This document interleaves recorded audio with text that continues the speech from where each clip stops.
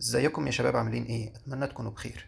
النهارده هنتكلم مع بعض عن اللوز اوف يو اكس او قوانين اليو اكس. زي ما اتكلمنا في الفيديو اللي فات عن الجايد لاينز بتاعت الديزاين وبتاعت اليو اي.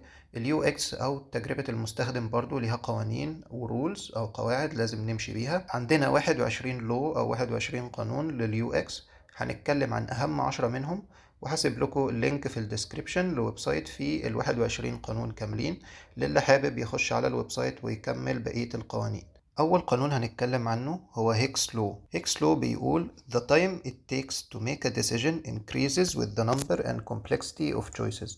طب يعني ايه الكلام ده؟ يعني لما المستخدم يبقى قدامه اختيارات كتير، ده بيديله وقت أكبر إن هو يقعد يفكر وهيبقى محتار يختار ايه من الاختيارات اللي قدامه، ودي بتعمل له مشكلة كبيرة جدا. فأنا ازاي أحل المشكلة دي؟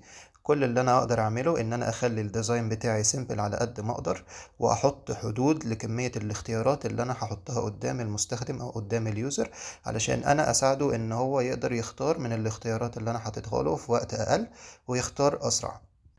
تاني قانون هنتكلم عنه هو فيتس لو.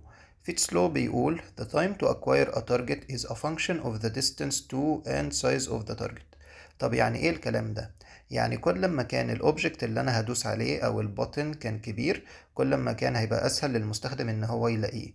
فعلشان انا اعمل يوزر اكسبيرينس احسن، اعمل البوتنز او الكليكبل ارياز بتاعتي كبيرة علشان تبقى سهلة للمستخدم ان هو يلاقيها بسرعة. تالت قانون هنتكلم عنه هو جيكوبز لو. جيكوبز لو بيقول Users spend most of their time on other sites.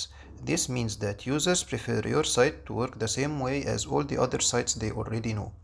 يعني الناس متوقعة ان البرودكت او ان اي حاجة تشتغل بطريقة معينة، فانا علشان مخيبش ظن المستخدم لازم امشي بالcommon design patterns والستاندردز علشان اعمل ديزاين يكون مريح للمستخدم ويكون سهل الاستخدام. رابع قانون هنتكلم عنه هو Law of Proximity. Law of Proximity بيقول Objects that are near or proximate to each other tend to be grouped together.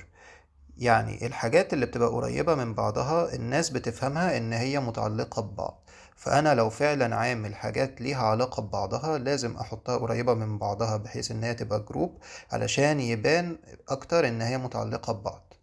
خامس قانون هنتكلم عنه هو ميلرز لو. ميلرز لو بيقول The average person can only keep 7 plus or minus 2 items in their working memory. يعني الناس بتقدر تفتكر حاجات معينة في وقت واحد، فأنا علشان ما الخمش المستخدم بتاعي لازم أقسم التاسكات أو الستبس بتاعتي لتاسكات وستبس صغيرة.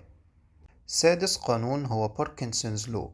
باركنسونز لو بيقول any task will inflate until all of the available time is spent. يعني حاول تحدد الوقت المعين اللي بيتاخد علشان تخلص تاسكاية معينة، وكمان حاول تستغل فيتشرز معينة زي فيتشر الاوتوفيل. لو انت عامل فورم سواء كان فورم create account او فورم check out، ان هو يبقى فيه اوتوفيل علشان المستخدم ما يقعدش يملى بياناته كل مرة من اول وجديد. القانون السابع هو زيجارنيك إفكت. زيجارنيك إفكت بيقول People remember uncompleted or interrupted tasks better than completed tasks.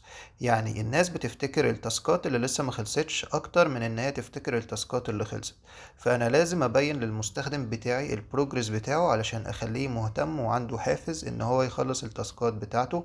بمعنى إن أنا ممكن أحط له مثلا بروجرس بار لو أنا عامل فورم بيشتغل على كذا صفحة زي مثلا فورم create account، احط له بروجرس بار علشان ابين له قد ايه خلص وقد ايه لسه قدامه يخلصه. تاني حاجة هنتكلم عنها هي جستالت برينسيبلز أو مبادئ جستالت.